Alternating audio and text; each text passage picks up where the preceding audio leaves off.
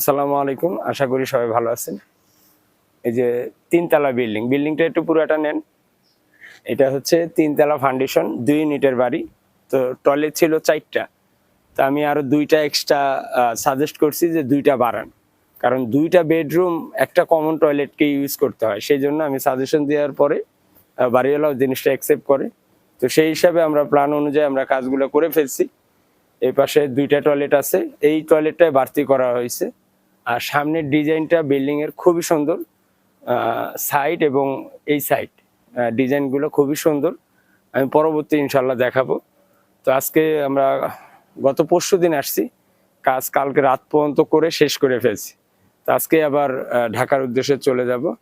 তো সিলেট হযরত শাহপরান মাজারের অপোজিটে সিরামিকের পাশেই আব্দুল মমিন খান ভাইয়ের প্রজেক্ট এটা।